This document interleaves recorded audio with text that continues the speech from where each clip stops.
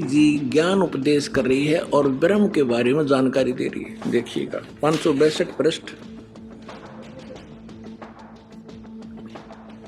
संक्षिप्त देवी भागवत, और ये 7वां स्कंद। यहां हम आ जाते हैं। देवी के द्वारा हिमालय को ज्ञानोपदेश, देवी के द्वारा हिमालय को ज्ञानोपदेश, ब्रह्म स्वरूप का वर्णन। श्री देवी जी कहने लगी, पर्वतराज, उस ब्रह्म का क्या स्वरूप है यह बतलाया जाता है। पहले तो अपने बारे में बताती है, मेरी भक्ति कर तो ऐसे ऐसे कर, लेकिन वो कहती है ये भी ठीक नहीं है। उस ब्रह्म का क्या स्वरूप है यह बतलाया जाता है, जो प्रकाश रूप, सबसे के अत्यंत समीप में स्थित, हृदय रूप गुहा में स्थित होने के कारण गुहाचर नाम से प्रसिद्ध है। महान पद अर्थात परम प्राप्य है। उस एकमात्र परमात्मा ही को जानो, दूसरी सब बातों को छोड़ दो। देवी कहती है मेरी पूजा भी मत करना, केवल उस ब्रह्म की पूजा करो, केवल ब्रह्म की पूजा करो। उस एकमात्र परमात्मा ही को जाने, दूसरी सब बातों को छोड़ दे। यही अमृत रूप परमात्मा के पास पहुंचाने वाला पुल है। संसार रूपी समुद्र से पार होकर अमृत स्वरूप परमात्मा को प्राप्त कराने का यही सुलभ साधन है। इस आत्मा का, इस परमात्मा का ओम के जप से के साथ ध्यान करो, ओम का जाप करो। इससे अज्ञान में अंधकार से सर्वथा परे और संसार समुद्र से उस पार जो ब्रह्म है उसको पा जाओगे, तुम्हारा कल्याण हो। ओम नाम का जाप करो और ब्रह्म को प्राप्त हो जाओगे। वो ब्रह्म कहाँ रहता है? वह यह सबका आत्मा ब्रह्म, ब्रह्मलोक रूप दिव्य आकाश में स्थित है, ब्रह्मलोक में रहता है। यानी ब्रह्म का साधक, ब्रह्म का साधक ओम नाम का जाप करने वाला ब्रह्मलोक में जाता है। इसी से संबंधित गीता जी के अध्याय 8 श्लोक 13 में स्वयं ब्रह्म कह रहा है, ओमित्येकाक्षरं ब्रह्म व्याहरन् मामनुस्मरन् यः प्रयाति त्यजन् देहं स याति परमां गतिम्। अर्थात गीता ज्ञानदाता काल ब्रह्म ने कहा है कि मुझ ब्रह्म की साधना का केवल एक ओम नाम है और उसके जाप करने से ब्रह्मलोक प्राप्त होगा। यह प्रमाण आपको श्री देवी भागवत से भी स्पष्ट हो चुका है।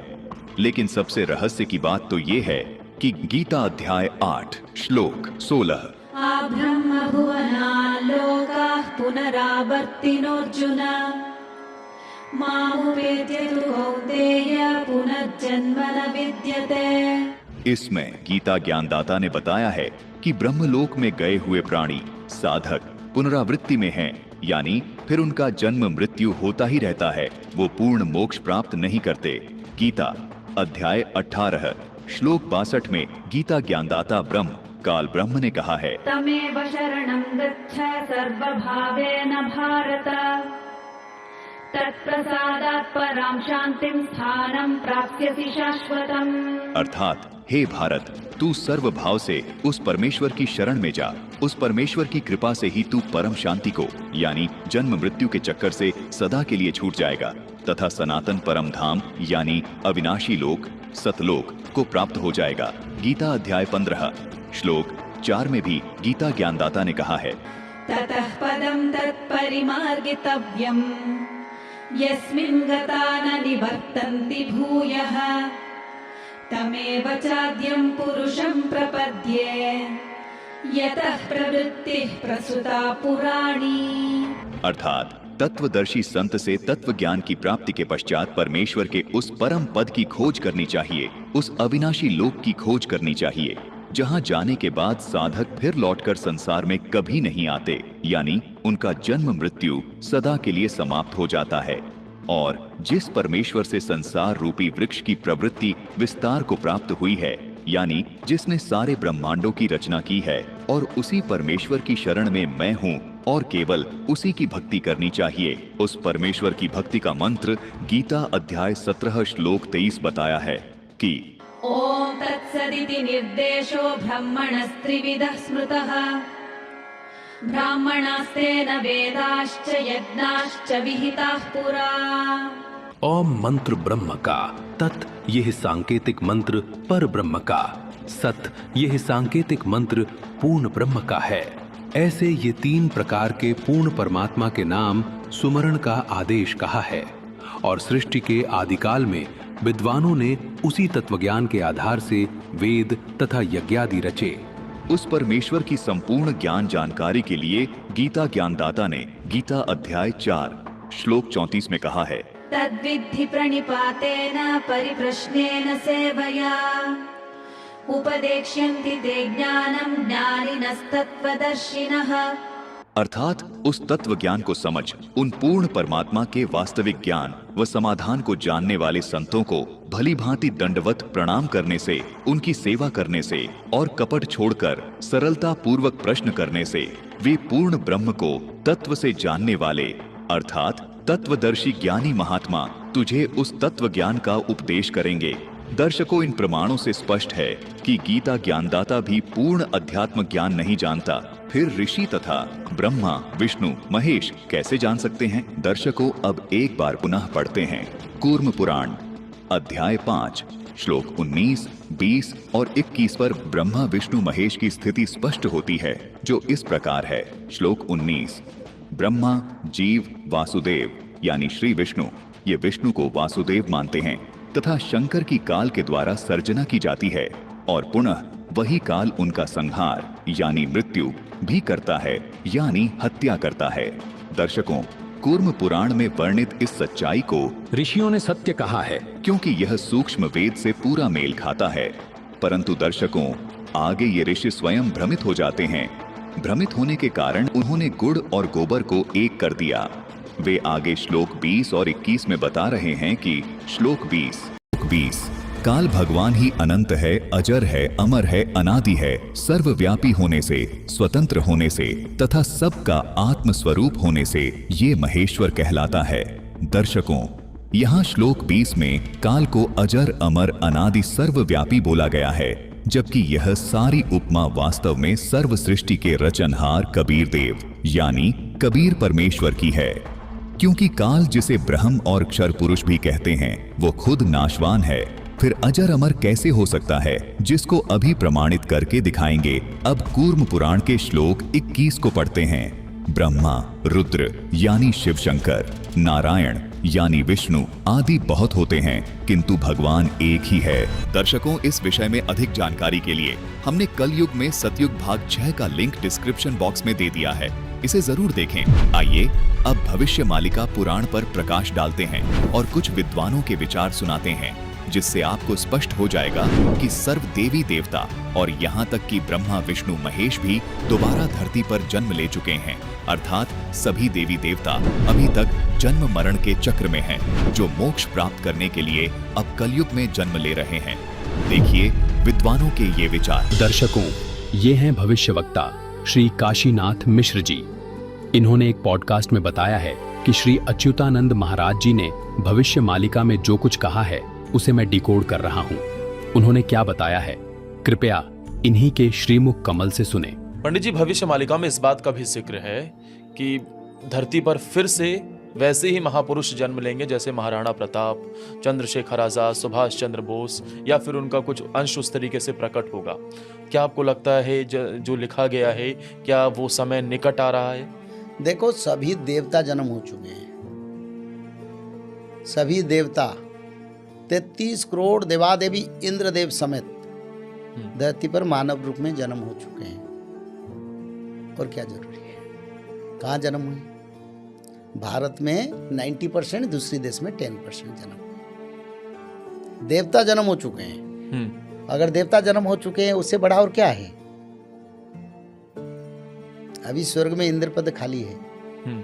ध्रुव भी जन्म हो चुके हैं, सब जन्म हो चुके हैं। प्रभु आएंगे तो सब आएंगे ना। दर्शकों, पंडित काशीनाथ मिश्र जी ने भविष्य मालिका ग्रंथ का ओडिया से हिंदी अनुवाद किया है। संत अच्युतानंद दास और उनके 4 सखाओं ने यानी 5 ने मिलकर इसे ओडिया भाषा में लिखा था, जिसका अब हिंदी में अनुवाद किया गया है। इसमें बताया गया है कि जब कलियुग में मानवता का ह्रास हो जाएगा और जब कलियुग के लगभग 5500 वर्ष बीत जाएंगे, उस समय सर्वसमर्थ जगन्नाथ पूर्ण परमात्मा एक सामान्य मनुष्य की तरह लीला करने के दौरान धरती पर आएंगे। उसी समय सभी देवी देवता व अन्य अच्छी आत्माएं जन्म लेंगी, जिनमें से 90% भारत में होंगी और 10% अन्य देशों में होंगी। ये पंडित काशीनाथ मिश्र जी के विचार थे।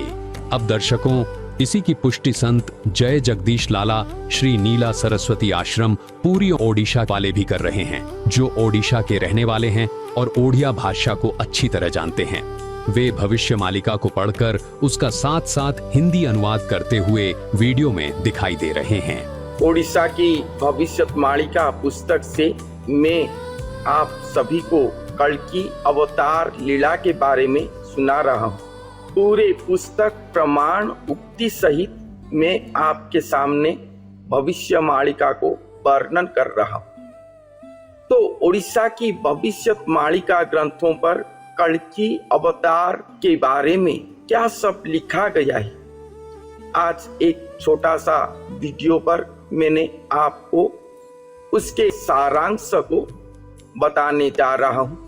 पहले तो कल्कि भगवान कौन है, कौन कल्कि लीला करने के लिए आ रहे हैं, इसके बारे में ओडिशा के सभी संत जन लिखे हैं कि स्वयं श्री जगन्नाथ महाप्रभु कल्कि लीला करेंगे। तो कल्कि लीला जो करेंगे श्री जगन्नाथ महाप्रभु, वो कौन है? ओडिशा तथा ओडिशा के बाहर के लोग सब श्री जगन्नाथ महाप्रभु को श्री कृष्ण प्रभु के एक अवतार के मानते हैं, उन्हीं का ही अंश मानते हैं या एक ही मानते हैं। दोनों प्रकृति में ये नहीं है।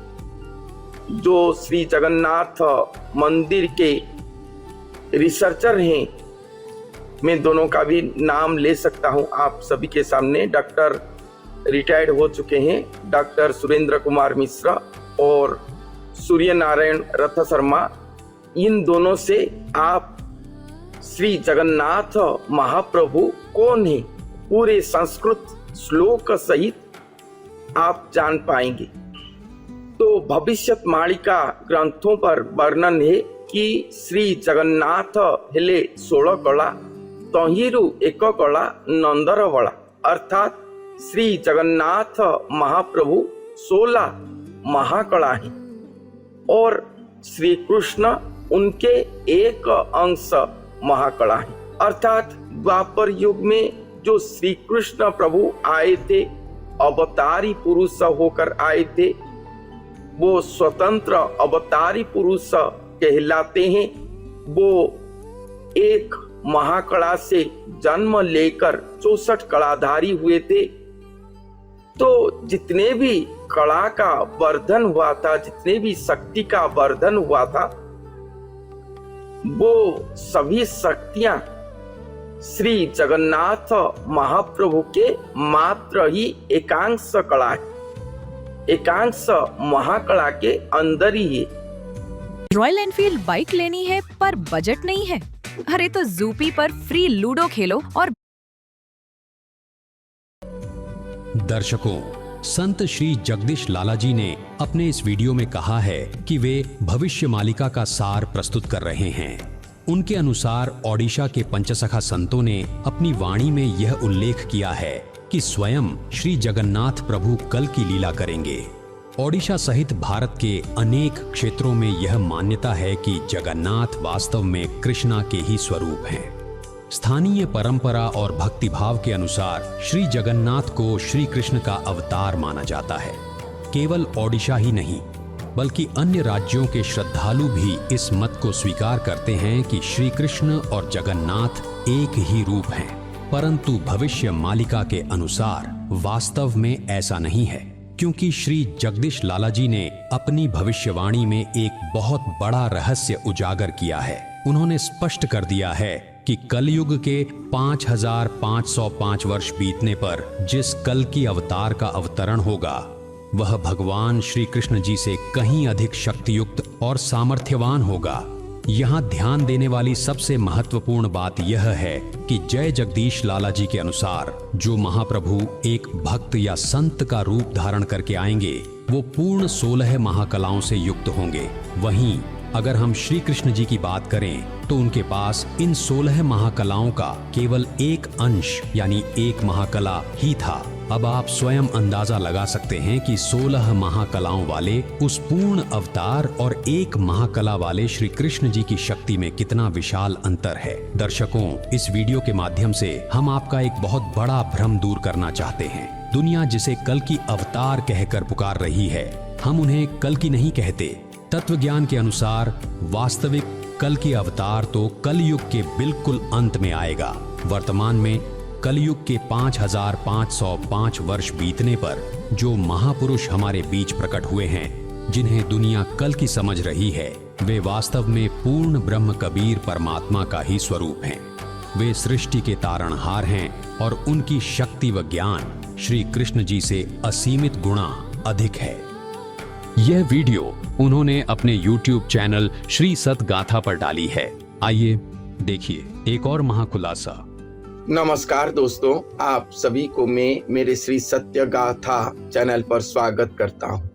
ओडिशा की भविष्यवाणिका ग्रंथ के अनुसार कल की लीला पर एक दिव्य महापुरुष आएंगे जो कि अपने भक्ति प्रेम के बल पर स्वयं सृष्टिकर्ता श्री जगन्नाथ महाप्रभु उन्हीं को बुला के लाएंगे अपने सृष्टि चक्र के अंदर।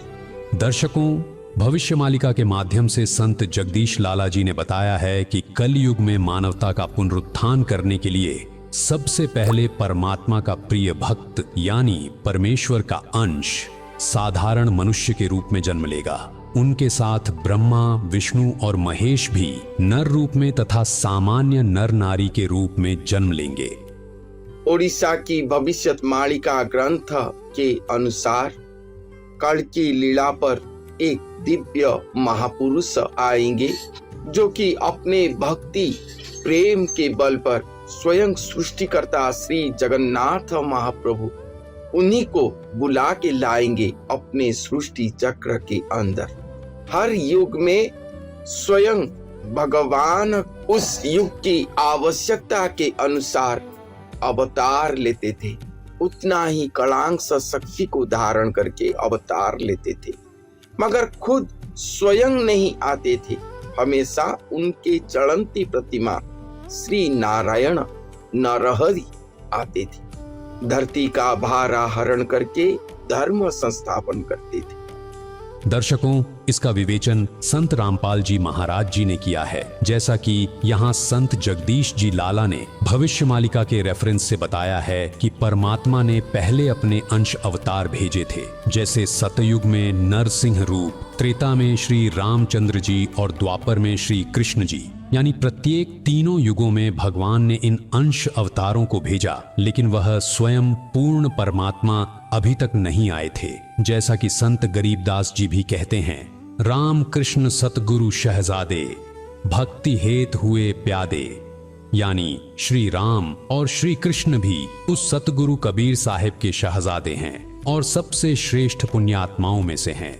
कबीर साहिब जी ने ही इन्हें यहाँ भेजा और इन्होंने लीला की। ये श्री विष्णु जी ही यहाँ उस रूप में आए थे, परंतु अब की बार कलयुग में स्वयं सृष्टिकर्ता अपने प्रिय साधारण भक्त के शरीर का सृजन करके लीला करेंगे और प्रसिद्धि पाएंगे। मगर इस बार स्वयं सृष्टिकर्ता आएंगे। ये पूरा सृष्टि होने से पहले जो थे, ब्रह्मा विष्णु महेश्वर, ये सभी सृष्टि होने से पहले जो थे वही स्वयं सशरीर पर आएंगे। इसीलिए वो खुद ही लीला सर्जना करेंगे, अपना महाअवतरण लीला रचना करेंगे। एक स्वतंत्र नूतन विधान पर वो आगमन करेंगे धरती को। वो स्वयं एक काया को सर्जना करेंगे, अपना अंश को सृष्टि करेंगे और वही अंश को, वही अंशावतार नर स्वरूप पर अपने आप को सर्जना करके संजोग करके स्वयं नरदेही होंगे धरती पर।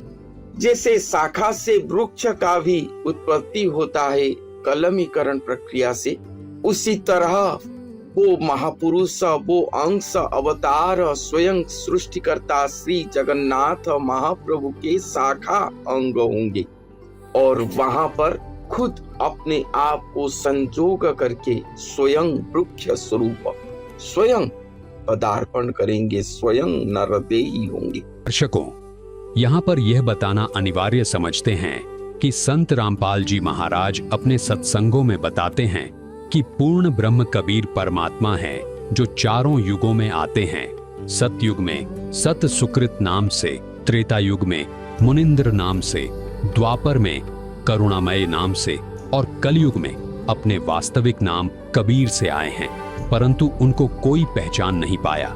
यहाँ तक कि कबीर पंथी भी कबीर साहिब जी को केवल सतगुरु मानते रहे हैं। आज तक भी वे पूर्ण ब्रह्म को निराकार मानते हैं और कबीर साहिब जी को उनकी भेजी हुई एक अच्छी आत्मा मानते हैं।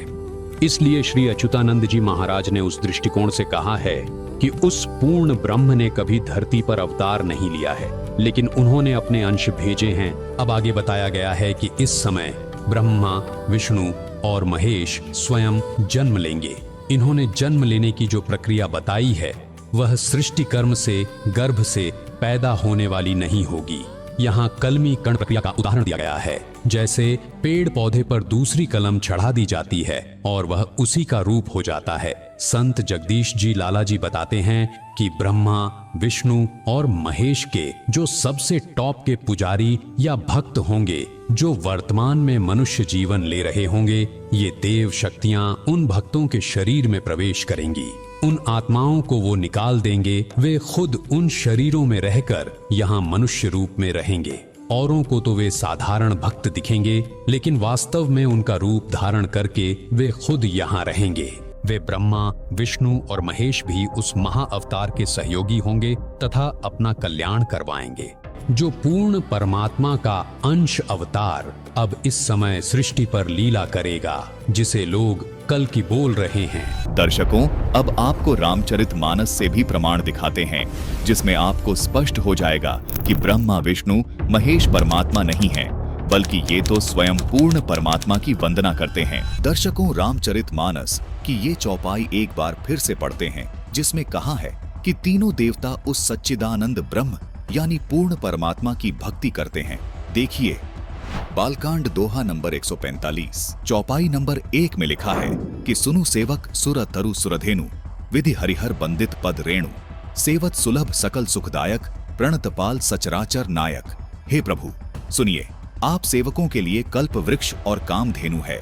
आपकी चरण रज की ब्रह्मा, विष्णु और शिवजी भी वंदना करते हैं। आप सेवा करने में सुलभ हैं तथा सब सुखों के देने वाले हैं। आप शरणार्थी के रक्षक और जड़ चेतन के स्वामी हैं। इस चौपाई से स्पष्ट हो जाता है कि ब्रह्मा, विष्णु, महेश भी अन्य परमात्मा की यानी सच्चिदानंद ब्रह्म की भक्ति करते हैं। दर्शकों, अब आपको एक ऐसी तस्वीर दिखाने जा रहे हैं जो तमाम उन संतों के लिए एक सबक है जो कहते हैं कि गिरिराज यानी गोवर्धन पर्वत की परिक्रमा करने से आपके सभी कष्ट दूर होंगे और आपको मोक्ष मिलेगा।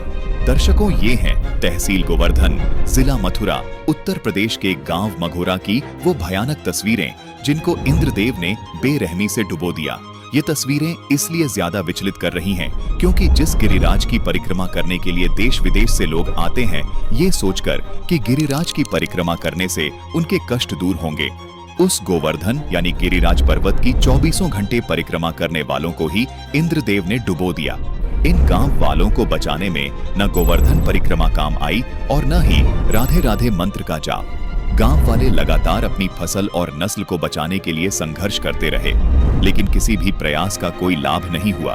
और होता भी कैसे जब साधना ही इनकी मनमानी है और भक्ति बताने वाले स्वार्थी और अज्ञान से भरे हैं, तो सही राह मिलती भी कैसे। दर्शकों, सबसे हैरानी और विडंबना की बात तो देखिए, श्री प्रेमानंद जी और अनिरुद्धाचार्य जैसे सुप्रसिद्ध कथावाचक जो स्थायी रूप से वृंदावन बरसाना में विराजमान हैं, वे श्री कृष्ण के नाम पर रोटी खाते हैं और दुनिया भर के भक्तों को गोवर्धन की परिक्रमा करवाते हैं। लेकिन जब इसी क्षेत्र पर विपदा आती है तो इन तथाकथित संतों को जैसे सांप सूंघ जाता है। याद कीजिए अगस्त सितंबर 2025 का वह समय जब ब्रज क्षेत्र के दर्जनों गांव भीषण बाढ़ और जलभराव की चपेट में थे। वहां के ग्रामीणों ने कैमरे पर रोते हुए बताया कि वे पिछले 5 से 10 वर्षों से इस नर्क को झेल रहे हैं। लेकिन क्या उन आलीशान आश्रमों में बैठने वाले पेट भरू बाबाओं ने कभी गलियों में उतरकर उनकी सुध ली? जिनके नाम पर ये रोटियां तोड़ रहे हैं उन्हीं ब्रजवासियों को संकट में अकेला छोड़ दिया। लेकिन दर्शकों, जहां ये नामी नकली गुरु फेल हो गए, वहां पूर्ण परमात्मा कबीर साहिब की सामर्थ्यता प्रकट हुई, जो परमात्मा संत रामपाल जी महाराज के रूप में आए और उसी ब्रज क्षेत्र में दर्जनों गांवों को भारी क्षमता वाली मोटरें और पाइप भेजकर उन्हें जल निकासी की सुविधा दी और एक नया जीवन दान दिया। जिस ब्रज क्षेत्र में जिसके नाम पर ये रोटी खा रहे हैं, देखिए एक झलक। मथुरा के बरसाना ग्राम पंचायत में किसानों को भारी संकट का सामना करना पड़ रहा था। ऐसे कठिन समय में संत रामपाल जी महाराज ने 2 मोटर 15 HP की, 2630 फीट 8 इंच पाइप और 2300 फीट तार और हर छोटा बड़ा जरूरी सामान भी दिया गया। तो जिसने जन्म किसान के यहाँ लिया हो, जिसने किसान के हित में डिप्लोमा किया हो, वही व्यक्ति हम किसानों की पीड़ा को समझ पाएगा। आज मुझे लगा है कि शायद हमारे कोई रक्षक, हमारी सुनवाई के लिए कोई आया, तो हम तो जो दाता होता है, दाता उसी परमात्मा को कहते हैं, और उसी परमात्मा के रूप में आज हमारे संत शिरोमणि जगत गुरु तत्वदर्शी संत रामपाल जी महाराज आज हमको सहायता मिलने की उम्मीद पूरी जाग चुकी है और आ चुकी है आपके लिए सहायता। अब आगामी जितनी परेशानियां आएंगी वो आपको सहन नहीं करनी पड़ेंगी। बहुत अच्छी संत है, महान संत हैं। जैसे वृक्ष कबूना फलवक है, नदी न संचयनी, और परमार्थ के कारणे साधु दरासन। तो ऐसे संतों के लिए हम बारंबार नमस्कार करते हैं, जिन्होंने गरीबों के मसीहा बनकर यहाँ उतरे और बहुत अच्छा काम किया है। इस मदद के बाद खेतों से पानी निकालने का काम संभव हुआ। रुकी हुई खेती ने फिर से रफ्तार पकड़ी और किसानों के लिए बिजाई का रास्ता खुल गया। बहुत बढ़िया सराहना काम किया था उन्होंने। जैसे हनुमान जी, राम जी कृपा भाई हनुमान जी आए, आप भी हनुमान जी बन के आए हमारे गांव के अंदर। ये मान लो तो रामपाल जी ने कृपा भाई आप हमारे यहाँ आए और ये आपके द्वारा जो मतलब ये काम हुआ, बड़ा सराहना हुआ है और गांव का सारा पानी निकलेगा। इधर से पल तरफ से बहुत अच्छा काम हुआ है। तो ये समस्या कितने समय से थी? ये तो कम से कम 20-25 साल से और ज़्यादा ही था। हमारा जन्म हुआ, हम तो पानी देखो है, हमने तो पानी देखो था, हमारा जन्म हुआ जाता। सर, कुछ लोग ऐसे हैं जो कहते हैं कि ऐसी मदद तो कोई भी कर दे, संत रामपाल जी महाराज जी ने ये कोई बड़ा काम नहीं किया, तो आप क्या कहना चाहोगे? ना, रेकी वसीना हमने बहुत संत देखे, किसी नहीं करा ऐसा जो इन्होंने रामपाल जी ने करा काम। हर एक की वश की नहीं है काम करना, कहने में करने में बहुत कथनी और करनी बहुत वो अंतर होता है। मथुरा के जितने भी संत हैं, जो अच्छे संत हैं, उन्होंने ये कर रखा है वहाँ पर कि वो दिखाते तो ऐसे हैं हम बुड्ढों की बड़ी सेवा कर रहे हैं, लेकिन उन बुड्ढों की सेवा कर रहे हैं जो अपार पैसे वाले हैं। उनके बच्चे पैसे दे जाते हैं, जैसे अनिरुद्धाचार्य वगैरह मैंने सुने, उनको देखा भी है जाके, तो वो तो उनकी सेवा कर रहे हैं, बाकी किसी गरीब की सेवा नहीं कर रहे हैं। गरीब की सेवा करने वाला तो बाबा रामपाल मिले और कोई हमें मिला नहीं है आज तक। गोवर्धन तहसील के बचगांव में करीब 2000 बीघा जमीन बाढ़ के कारण डूब चुकी थी। इससे किसानों की फसल पूरी तरह नष्ट हो गई थी और अगली गेहूं की बिजाई की उम्मीद भी लगभग खत्म हो गई थी। संत रामपाल जी महाराज ने मथुरा जिले की गोवर्धन तहसील के बचगांव में 6 मोटर 15 HP की, 1 मोटर 10 HP की, 38,400 फीट 8 इंच पाइप तथा 12,795 फीट तार दी गयी और हर छोटा बड़ा जरूरी सामान देकर सहायता की। भगवान का रूप दिखाई दे रहा है इनमें, स्वयं भगवान आए हमारे यहाँ, भगवान का रूप दिखाई दे रहा है हमको। जिस तरीके से अयोध्या में भगवान राम आए थे, जब वहाँ अयोध्या वासियों ने किया था वहाँ स्वागत, हम भगवान के रूप में आप सब आए हैं। ये स्वयं भगवान का रूप है और हमें भगवान ही मानते। हमारे यहाँ दर्शन भी दिए हैं कई लोगों को, रात को स्वप्न में भी बहुत लोगों को इन्होंने स्वप्न में दिया है। ये स्वप्न में भी आए हैं, स्वयं भगवान का रूप लेके आए हैं। जिस तरीके से अयोध्या में जब रावण को मार करके भगवान आए, इस तरीके से हमारे पूरे गांव को, पूरे क्षेत्र को जहाँ जहाँ पानी निकाल रहे हो, उसको बहुत ही अपार खुशी, इतनी खुशी कि इसका हृदय से आपके लिए बयान नहीं कर सकते हम लोग। और हमने जो सामान हमने जो मांगा था उससे ज़्यादा सामान हमको दिया है।